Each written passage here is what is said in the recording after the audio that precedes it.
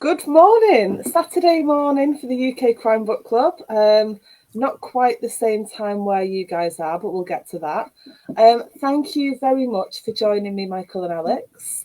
Absolutely thrilled to have you here to discuss your the anthology that you are writers in and have edited. And we have got lots to talk about. But do you want to give everybody a little introduction to yourselves first? So shall we come to you first, Michael? Sure, yeah. Michael Lynes, living in Dubai at the moment. In terms of writing, I write historical crime fiction set in the late 15th century in Andalusia, in Seville and in Granada. They're kind of murder mysteries with a political, religious, thematic background.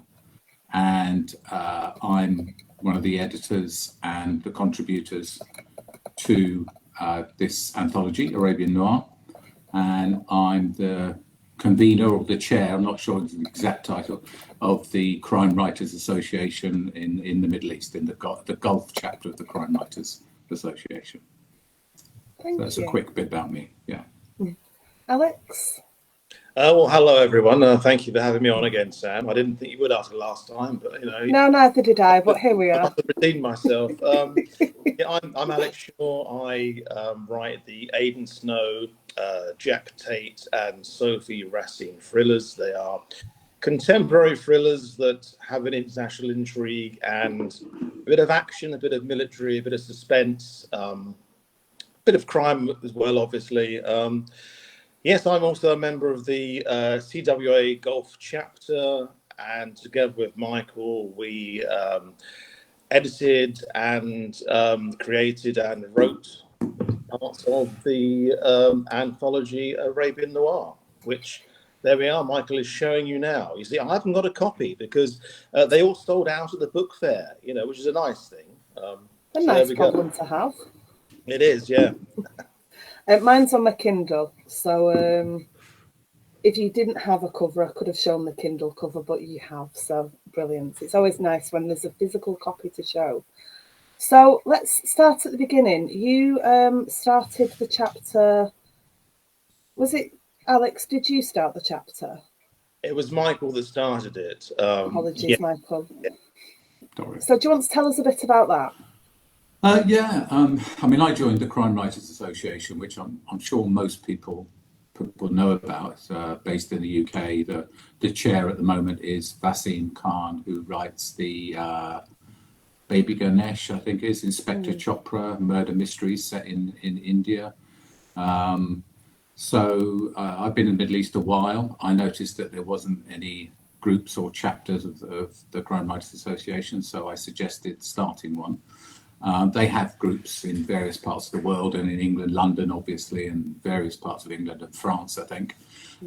So the Crime Writers Association said yes. And then I set about trying to find other people who were in the Middle East, who were crime writers as well. The first person I found was Alex, who'd just come over from Qatar. This was about 2 years ago or so. We're growing slowly. There's 5 of us now. From zero, and we're always on the lookout for more people based in the Middle East who are crime writers. And Alex, when did you join? Well, I joined literally a couple of months after I arrived in Dubai. I mean, before, when I was in Qatar, there wasn't much happening, and when I came to Dubai, I thought, you know, I'd really like to try and see, you know, what's around. And I saw in Red Herrings, which is the internal magazine for the CWA, that there was now a chapter in the Gulf. And first of all, I thought, oh dear, someone's pipped me to it. But then I thought, well, great, because at least there's 2 of us here. So yes, then I joined, and I also found out that there was another author here as well who also has the same publisher as me, which is quite nice. Annabelle Cantara. It's like, wow, okay, she's here as well. And so now we're a little group, and we meet up and to discuss the joys of living and writing here. Tell me about the joys of living and writing there, because we were discussing the differences in our weather before we were live. So I'm in Manchester in England, and it is raining quite hard. It is grey, overcast, and I'm a very happy woman because this is my kind of weather. I honestly can't imagine ever deciding to live somewhere as beautiful as it is, as warm as it is where you are. So tell us a bit about daily life for you both. Michael, do you want to go first again? Well, in terms of the weather, actually, it rained for 2 days last week, almost continuously. It's awful. Yeah. And the temperature was a bit chilly last week. I went out for a run and it was 12 degrees. So, actually this time of the year is very good. People don't always realise that there are actually kind of seasons in the Middle East. And it kind of closely approximates to England. So from about December to March is our kind of winter where it's might get as cool as 10 and be as warm as 25. So obviously we're not complaining, but it is very, very pleasant at this time of the year. But we could kind of pay for it in the summer where it can be 50. From about May through till October, it will be never less than about 40 and up to 50 as well. So that's a bit challenging, but obviously we have air conditioning and so I'm not complaining in that way. Yeah, it's nice to wake up and think, oh, what's the weather like? Well, that's right, warm and sunny. But I mean, I was glad of the rain last week this week to be honest, because my palm trees were getting a bit dusty, and the rain. Oh yes, it's true. I mean, all the palm trees were dusty, and because about a week before there'd been a bit of a dust storm. Because I live on a golf course, not actually on the golf course. I'm not in a hole. I'm actually just facing the golf course, and when there's a wind, occasionally it gets a bit dusty. And so my palm trees are covered in dust. I was quite upset with, but being a bit lazy, I didn't obviously get the hose pipe out, and trying to explain that to the gardener was a bit difficult. So yes, I was glad it rained. Everything's green now, less dusty. But the villa flooded a bit because the things here aren't very waterproof because we're not used to having rain in this region. When it does rain, rainwater occasionally comes in under doors and things, So we had a towel by the front door, which is not what you expect. Horror. Yeah, I know. I was shocked. I had to move the Gucci sandals out of the way. I'll tell you. I was wearing my socks, put them on, they were wet. But anyway, so the weather is nice here, but it can get very hot in summer, which is why a lot of us try to escape and come back to Europe that time of year. Valerie Dickinson is watching. Valerie Keogh. I'm just going to show this because a couple of years ago, and I have extreme time blindness, so it could be a little bit longer. Valerie sent me a lovely little parcel of books, which are on the shelf behind me. You can't see from this angle. Look at this little coaster. And there was a tote bag, and there's a glasses cleaner that I use all the time now. And she's the most wonderful woman. And thank you, Valerie, for joining us this morning. She's asking, is it harder or easier to write crime when the sun is shining all the time? I think it'd make me grumpy, and that'd make it easier to write because I don't like being warm. But how are you guys finding it? What do you think, Michael? I don't really get. I'm quite. The weather doesn't bother me that much in that sense because it can be quite oppressive, the heat outside. You kind of end up staying inside quite a lot during the about 6 to 9 months of the year anyway. Yeah. So you can't really go out during the daytime anyway to do anything in the sunshine because you'd die basically. So I don't think it's harder or easier really. I think there's probably more temptations if you're in Europe, to be honest. Yeah, well, I think the temptations. Yeah, I think the temptations we have here are kind of more because of the weather. I mean, I do, for example, in the UK, to kind of like while away the time or to kind of like procrastinate. I might watch a bit of TV or I might, go for a walk or something or perhaps go to shops. But here it's like, I don't know, I might go and I'm going to sound very gauche, I might go and get in the pool for a bit, oh dear. But the thing is, then this is the silly thing. In the summer, the pool gets too hot. So and that's a weird thing, because people don't think about that. It's one of those things that can happen. And in the summer, the pool can get too cold as well, unless you've got a heater cooler, I hope everyone's feeling really sorry for us. I know. Yeah. Well, our life isn't G&T's by the pool. I mean, sometimes we have G&T's next to a yacht. So, don't think it's all jollies here. We're working for these bucks, and as well as doing this, can I just point out that both Michael and I are also, chefs and butlers to our kids. So, and chauffeurs. So don't, we're not just bumbling around. Oh, I'm going to write this today. G&T. I mean, that's after school, I feel like, Alex, you've just inspired an awful lot of crime stories. What, kill the author? So before we come to your stories, which are quite different from each other, which is obviously a nice thing. You don't want an anthology full of the same thing, which this one is not. Did you kind of float other ideas about what you could do together as a chapter, or was writing an anthology and editing it for you two, was that the original plan, or did you kind of bat ideas around about other things you could do first? Well, actually, I think it was almost in the first or the second meeting, Alex came up with the idea of doing the anthology. I just thought, oh, that sounds great. That sounds easy. That'll be no problem. Little did we know. But no, it was kind of the first thing we thought of. It was Alex's idea. And I just thought, great, let's run with that and see what happens. I mean, I think we have to try to think of something that's going to help promote crime writing and also inspire others to take up writing, Yeah, it's, and I was thinking, okay, perhaps this is one of the things we can do. I mean, we did also think about giving talks, or going to schools, perhaps, or reading groups or writers groups. But then it's getting the contacts with those people initially, Yeah. So yeah, I mean, it was something we knew we could make a good stab at.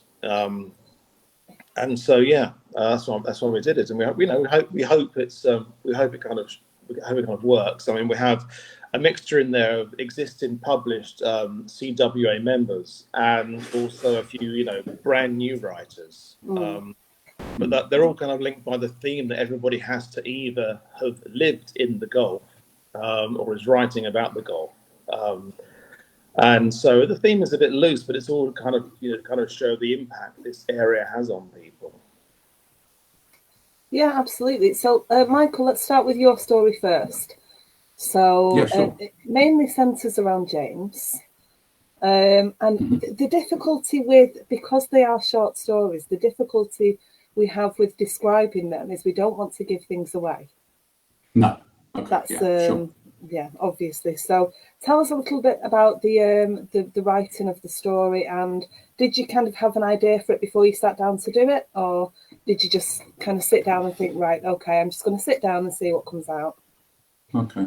I tend to write in two ways. I either sit down with a project, like the next book, which I'm doing at the moment, and set about it in the conventional writer's way: plan, plot, characters, all that. But sometimes I write just fragments of stuff that I either think about or see or observe.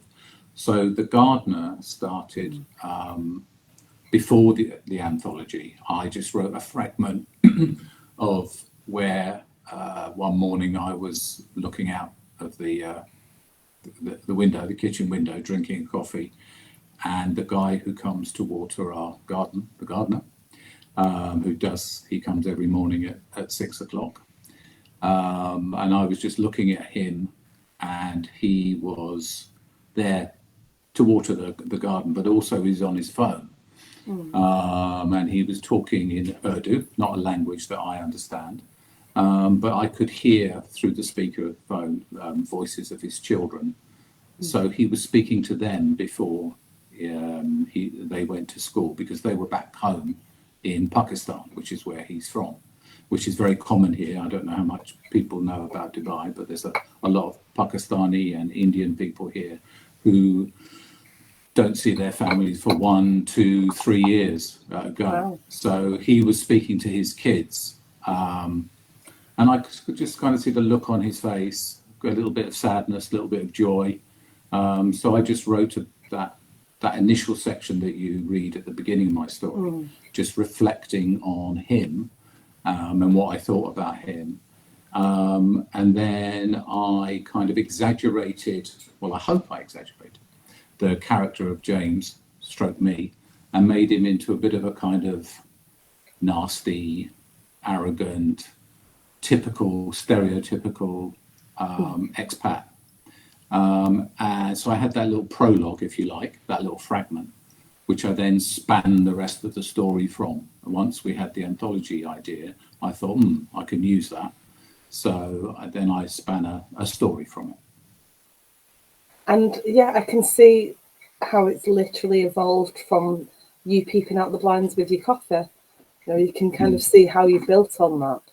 Alex, how about yours? Yours is very different to Michael's. Yeah, well, mine was kind of more showing. So you're Dubai Heat, sorry. Yeah, Dubai Heat. I mean, mine's showing how that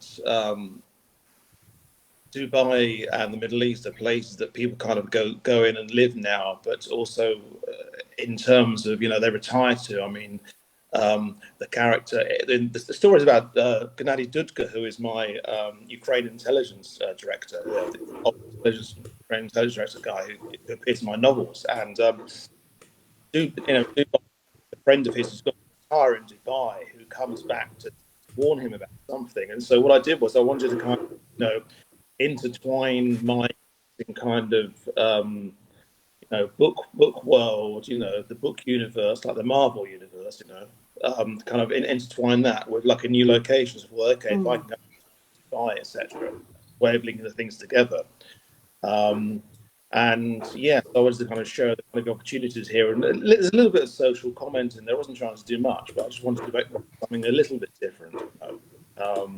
Because I mean, we all have views of what these places are like, and interesting that Michael mentions about the gardener, etc. I mean, that's the thing. Is in the UK, I doubt either of us would have gardeners, but here we both do. I have a gardener who comes.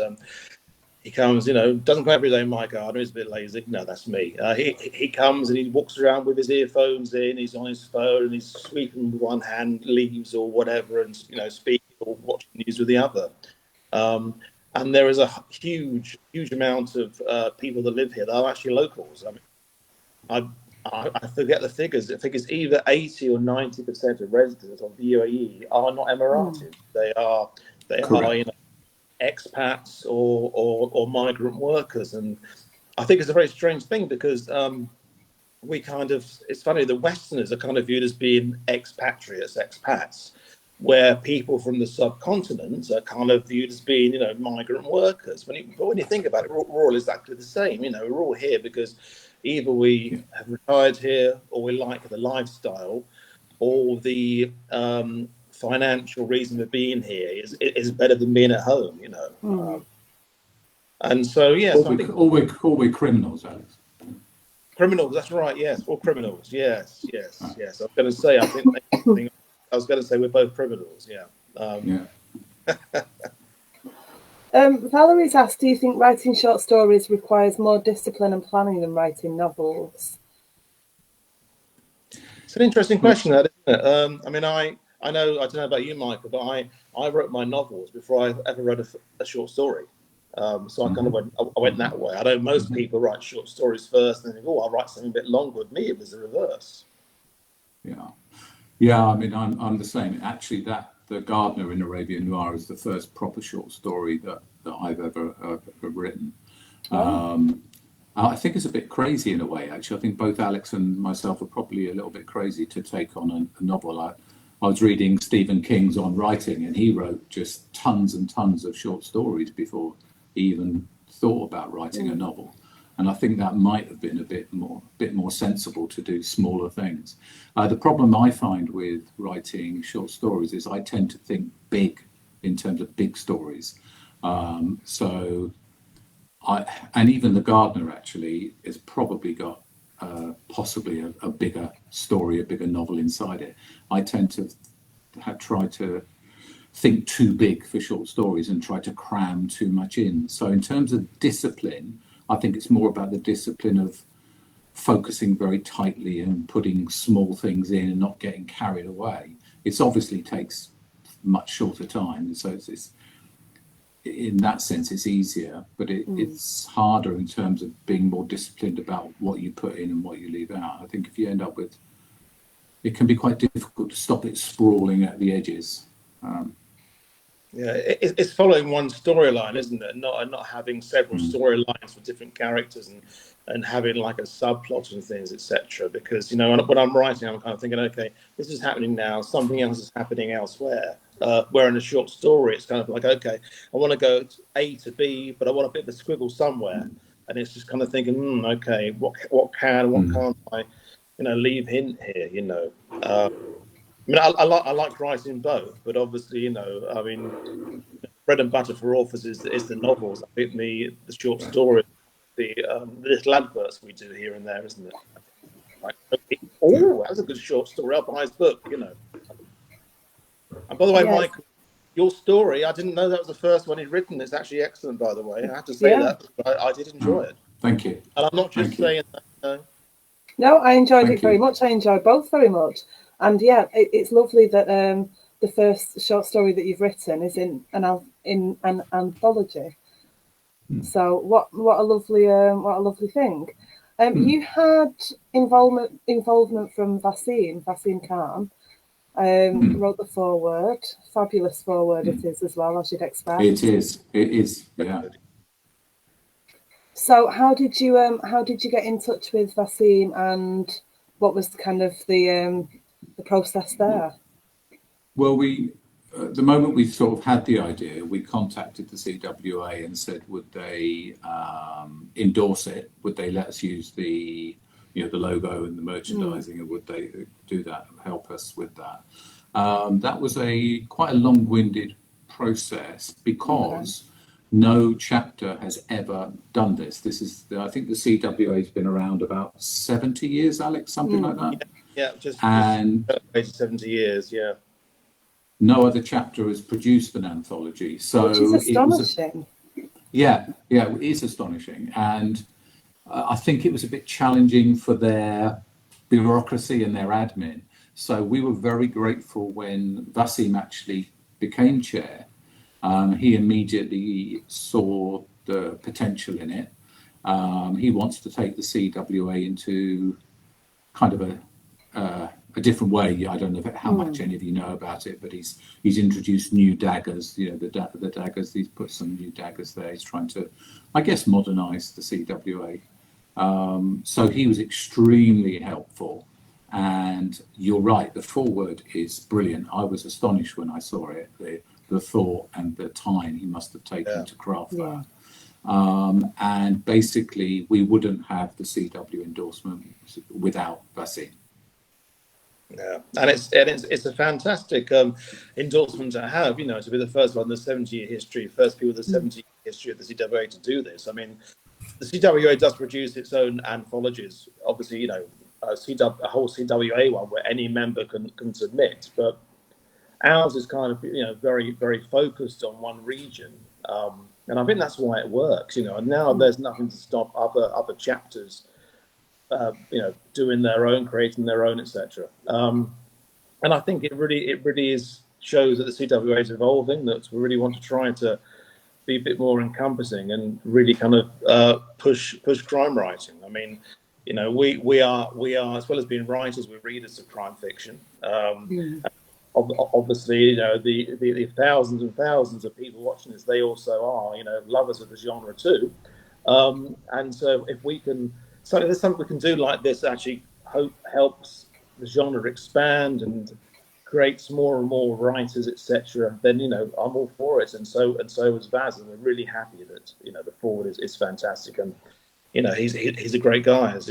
As I'm prone to say, top sausage. It's fantastic. He absolutely is. Yeah, he's one of the loveliest people I've ever met. He's just such a wonderful man. He's a good friend. And so looking back at the chapter, what are your plans for growing the chapter? How do you, have you got kind of things in the pipeline to introduce new members? Well, we get a kind of funnel from the CWA's main organisation. Anyone who joins, I'm supposed to find out. So far, we've had one new member come, so I think we're going to be 6. I'm not sure how big the number of crime writers are in the Gulf. I mean, there's a few countries involved, but it is difficult to sometimes, I think, to connect and to know who's out there. So that's why something like this, the anthology, is a really good calling card, and hopefully more people will get in contact with us. We've discussed doing another anthology, but we're still, the last 6 months of putting this together was quite a lot of hard work. So I think we're kind of drawing breath at the moment, both myself and Alex, before we think about what's next. Obviously, we'd love to grow the chapter and get more people involved, and hopefully this anthology will be part of getting that message out there. For your other writing, I mean, I know we are here to discuss the anthology, but let's talk a little bit about the other things that you do, because as you said, Alex, an anthology is a great way for somebody to try an author's writing, and then if it is for them, especially when you use a character from your actual books in there, it's a good jumping off point. So Michael, tell us about your other work. So I've written the Isaac Alvarez mysteries, which there's 3 of them at the moment. There's a trilogy. They're set in 15th century Andalusia, around Seville and Granada. The first book, Blood Libel, centres around Isaac, who was an advisor to the king. His best friend is accused of the murder of a child. The reason it's called Blood Libel is because members of the Jewish faith for a long time have been accused of murdering children and using the blood in pagan rituals. So he gets involved in the accusations, the conspiracy around the blood libel, trying to get his friend free from the Inquisition, whilst at the same time protecting his family and trying to keep up with the king, who's constantly doing things behind his back. So it's essentially a murder mystery with political and religious themes. And that's the first in the book. And there's 2 more, The Heretic's Daughter and the one that's just come out, which is called The Red Citadel, which is set in Granada. Yeah. Alex? Well, firstly, I want to say that obviously, Michael, just want to mention that Michael's writing is indeed very clever. I mean, people that can write proper historical novels, etc. For me, it's mind blowing, because mine are all contemporary. I've got one I'm writing that's based in World War II, which is a lot easier, I think, than writing something back in the 15th century, because it's basically a bit more like today. But at the moment, I've got 2 books. I've just almost finished my latest, which I've been calling Secret Project Number 1 on Facebook. I'm not really allowed to say that at the moment. And then the other one, Secret Project Number 2. They won't be the titles I use, obviously, because that'd be daft, wouldn't it? But I don't know, they're quite good. Well, yeah. Well, one is based on an existing character of mine, and the other one is based on several existing characters. But yeah, I mean, my other writing, the Aidan Snow books, they continue to do quite well. There is a production company at the moment who thinks they might be able to somehow make a film of one of those. So I've let them. I said, okay, I've signed something with them to let them try and do that. But these things are very far away. You know, it might happen, it might not. The Jack Tate books are really my most recent ones. I really enjoyed writing those. I do have a fourth one of those sketched out, and I have a second Sophie Racine book sketched out as well. But occasionally I feel like either I'm lazy, and when I'm not lazy, I kind of feel like I've got too much to do. So as I say, I've got 2 books I'm working on at the moment. I'm not sure which one I'll see of Elijah Day first. But yeah, it's a nice situation to be in to have several things you're working on, you know. But I don't know. Sometimes I just think I wish there was somebody standing over me telling me to write that and write it now. Let's go back to the anthology. So, Alex, you came up with the title. Yeah. Arabian Noir, brilliant title. Straight to the point. And a really gorgeous cover as well. And again, still, it's very simple, but it's so elegant. You know, it really draws the eye. So what was the process of choosing a cover? And were there other titles that you kind of disregarded before you settled on Arabian Noir? Well, Michael can talk about the cover more than me because it came from his publisher. I mean, I like the title. I know it's a bit unusual now to have somebody smoking on the cover, but I think it works for this. I mean, the title was just the first thing that came to my head, and then after that, I did a search on Amazon. I found there were other books called Arabian Noir, but there was a perfume. So I thought, okay, well, you know, does this mean the title stinks? I still don't know because I haven't smelt the perfume, so it might. But yeah, Michael, the cover, I like it. Yeah. I think we generally like it. What do you think, Mike? What were your thoughts on it? Well, the cover came kind of fully formed almost from the publisher. We didn't get lots of different things to choose from. I think she's done a pretty good job on it because I mean it captures the genre straight away. Yeah. And you then know what you're getting when you see it. Yeah, and you've got the cityscape at the bottom, which I think a lot of people will recognise as being Dubai, with the big Burj Khalifa in the middle there, or at least an Arabian city, possibly people will recognise it. So I think in that sense, you know, the moment you see it, you know what you're getting, which is the most important thing with covers anyway. And the font, the typeface has a little nod towards Arabic. That's the idea with the font there, that there's a little nod there. So yeah, I think it works. I think it works well with the book. Yeah, I really think it sums it up perfectly. And a cover is one of those tricky things, isn't it? It can either be absolutely brilliant or it cannot give the vibe of the book at all, whereas yours nails it. You know exactly what it is. Yeah. I've always found covers really difficult with my own books. I started out self-publishing and before I got a publisher, and they're just so hard to get exactly right and to nail. And I think the authors sometimes are the worst people. They don't actually know what's actually going to sell and actually hit with readers because authors have particular ideas of their books or particular images. They're not always so knowledgeable and know about the marketing side of it and what readers actually hook onto, which is where publishers come in, obviously. Yeah, I mean, I feel the same way in covers. I mean, I don't know, many people know, well, they might. I mean, I started off self-publishing as well originally, and I used to design my own covers, and I designed a few for other people too. But once I was kind of signed, I was really happy someone else was producing the covers because one, they are better than mine, and two, these have been produced by people who were marketeers. They knew what was selling in the market, etc., and they knew what would appeal to readers. Although I did have one strange thing recently in my last Jack Tate book, the title changed. The publisher called it Total Control, which to me sounded more like a toothpaste than a thriller, because I've got total blackouts, total fallouts. I was going for total burnout, and they said, "What about Total Control?"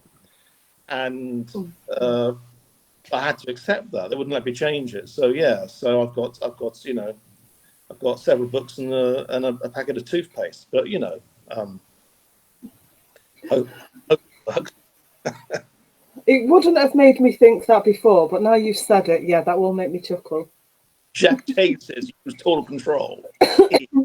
Yeah. You never know, you might get yourself some sponsorship, or if it's made into a film, bit of product placement, make a few quid. Yeah, or something. It works. Valerie's asked, she said about your books, they sound fascinating. She wants to know, Michael, why you chose the 15th century, and I'm going to extend that with asking you, Alex, as well, after Michael answers, why you've chosen the present and whether you'd be interested in historical. So, Michael.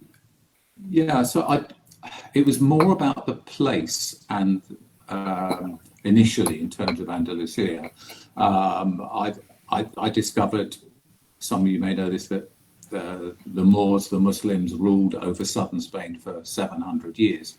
And right at the end of the 15th century, the Catholic monarchs, Isabella and Ferdinand, drove the Muslims out of that part of Spain. And that was at the same time that Seville was becoming one of the richest cities on the planet because of the riches from the Indies, the Americas. So that created a huge religious turmoil, which the Inquisition was, I think most people know something about the Spanish Inquisition, was instituted at that time, going around burning people, torturing people for their religious beliefs. So it was a fascinating time, a very rich time to set a novel in. There's loads of material there to go at, I find it difficult to write from scratch. Sometimes I need an event to set my imagination off. So there's plenty of events to go at there. And the way I set the series was to set it at that time, but to focus on one family. So it's very about Isaac and his family's survival at that time, with everything going on, the maelstrom of being at that time. Alex? I kind of like to be in the places I'm writing about, and I try to kind of write about current things that are happening.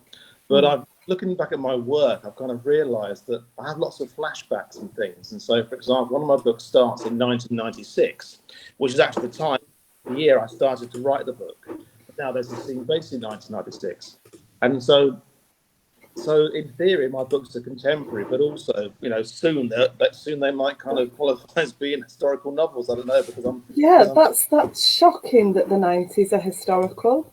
Yeah, I know. It's historical. Yeah. It is. I mean, it's because I'm still only 26. I can't believe it.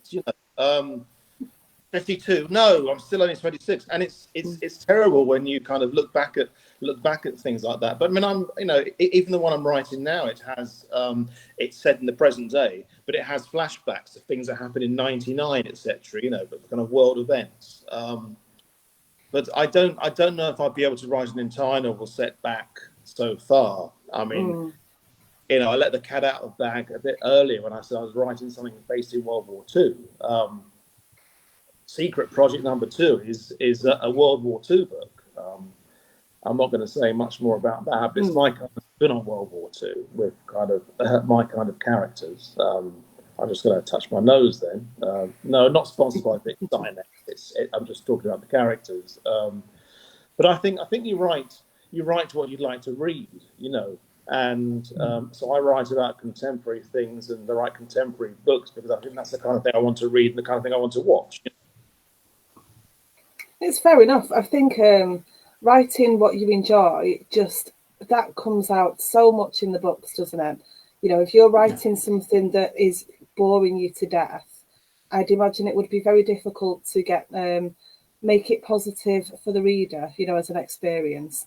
But if you're really enjoying, and then if you're enjoying the research as well, you're going to find these little nuggets of things that excite you and there'll be something completely different that the reader might not have, seen before. Yeah, exactly, and I think that's very evident in Michael's work, because he's talking about things that perhaps we might have forgotten about, or we might never have learned, historical facts and things, especially in part of the world he's writing about. And then when I'm writing, well, not so much now, because people know about the Middle East, or they know about Eastern Europe now. But when I was starting to write my stuff, it was Eastern Europe was still a bit of that's unusual. But of course now we know a lot more about it. There must be so many things when you're looking at inspiration for the stories for the anthology. The Gulf region must provide so many different things than maybe if you lived in, wet and wild Manchester. You've got completely different way of life there. There must be a lot of surprising inspirational points for you both. Trying to figure out how to word that then. I think that although living especially in Dubai, UAE, is kind of a bubble, because world events don't really seem to kind of impact you as much here. At the same time, it's occasionally like, and this might sound a bit odd, it's occasionally like I'm in the Mos Eisley cantina from Star Wars, because there are so many people from so many different nationalities, so many different religious beliefs, so many different walks of life, that in the UK, especially my hometown of Worthing, we're all kind of a bit similar. And so it's so refreshing to see people from different parts of the world with different accents, speaking different languages. And it's really fantastic. But the one thing that I like about this, and I think Michael will probably agree, is the friendliness of people in the Middle East. We're all here for a reason. That's to kind of better ourselves in one way or the other, or because we want to, because we like the place, and all those kind of things kind of inspire. And so, like Michael's story, you can look at someone and think, okay, what's their backstory? Why are they here? Why are they, why are they chosen to do that, etc. So it is quite rich, yeah. Michael, did you have anything to add to that? Not really, because I'm slightly different. I agree with what Alex has said, but I don't write much that's contemporary. In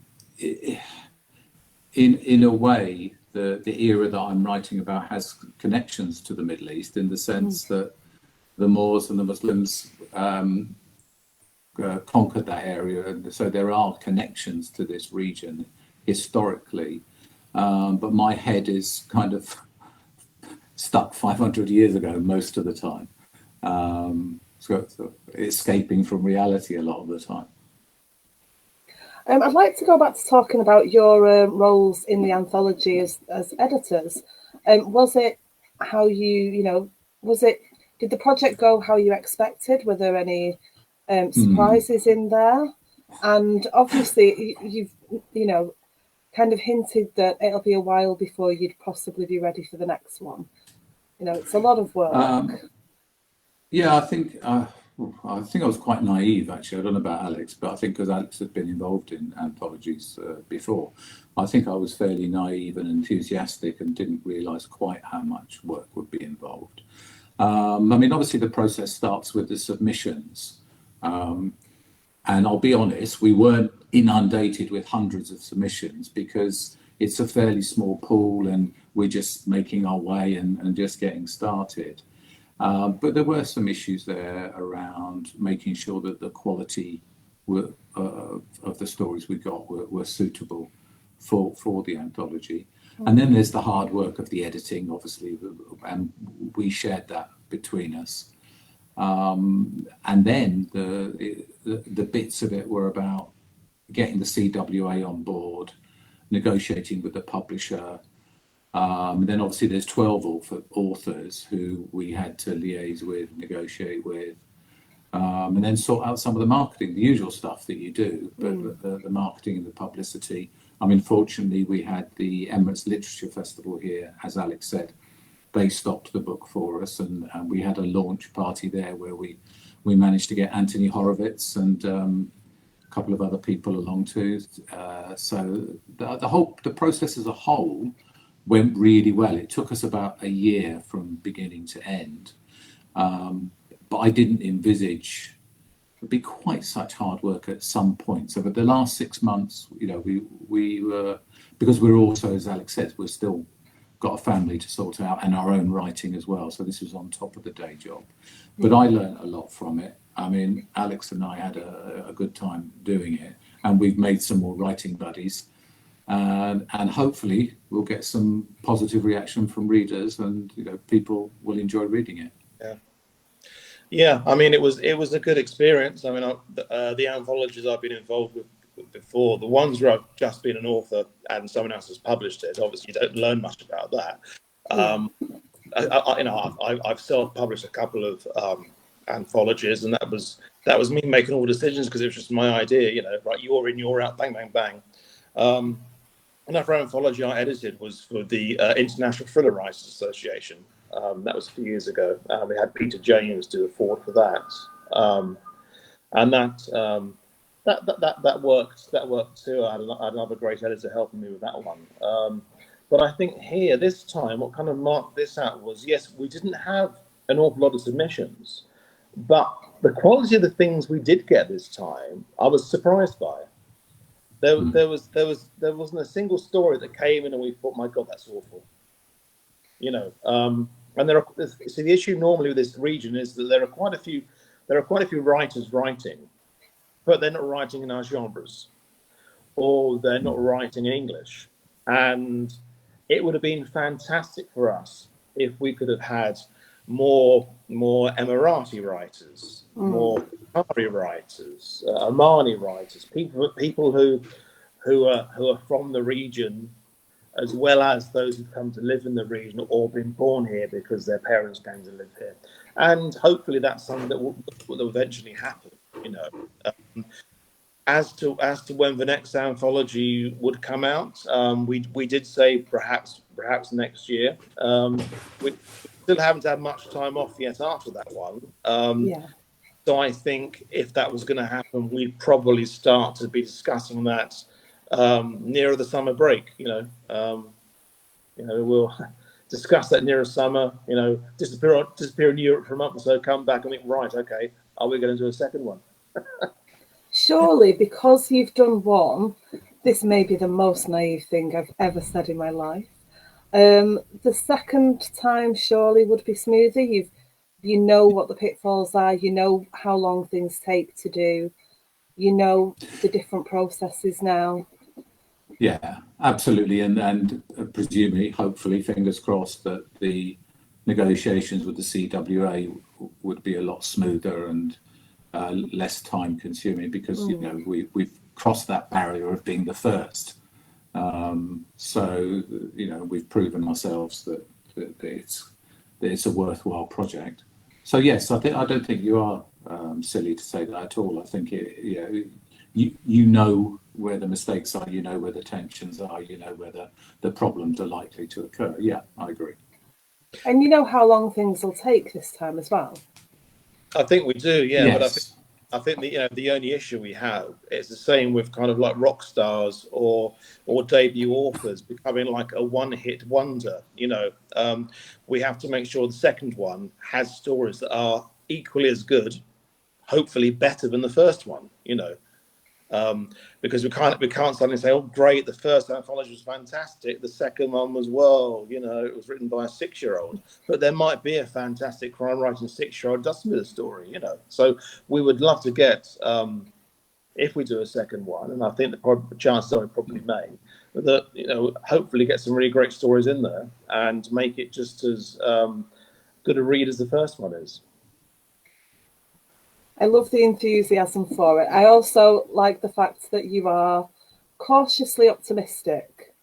You know what you're going into, and you are ready for it, and you know when you'll have the time for it. I think it's a good mixture. We have got 3 minutes of our hour left. Would one of you or both of you like to say a little bit about the anthology again? And also, if you'd like to remind people about your own books as well, that they can go and take a look at, go and buy, then please do. I'll hold it up again. It's Arabian Noir, 12 stories from writers in the Middle East, mixture of cozy, hard-boiled, all kinds of different crime stories. And I write the Isaac Alvarez historical mystery stroke thrillers, and there's a trilogy of those.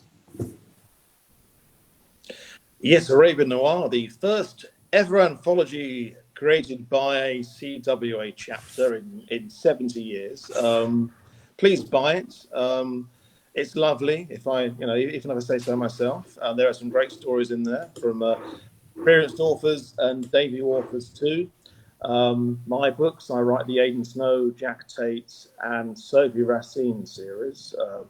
Best place to get those is in Amazon, or you can order them from bookshops, audio, Kindle, and paperback. Buy them in all three, I'd say, all three formats. Absolutely. Get those collections building. Just before we do finish, are there any more events that you'll be attending, either for the anthology or as yourselves? Well, I haven't got. No, sorry, you were going to say. Go on, Alex. No, for me, no, not at the moment. Nothing planned. Well, I'm going to be at Crime Fest in May as myself. I did think about going in fancy dresses. Well, no, that'd be a bit silly. So I'm going to go as myself in May. Not sure which panels I'm on yet, or if I'll be moderating as well. So I've got to find that out over the next month. I'm giving a talk on Monday to a local school here about crime writing.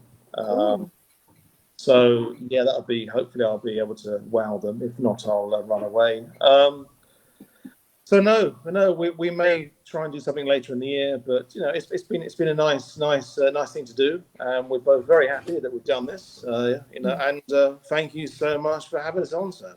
Yeah, thank you very much. It's a brilliant anthology. I really enjoyed the stories, and like I said, huge variety, which is always a really nice thing, because I read a lot of full books, and I absolutely love that. But it's really nice to have something to dip into in between.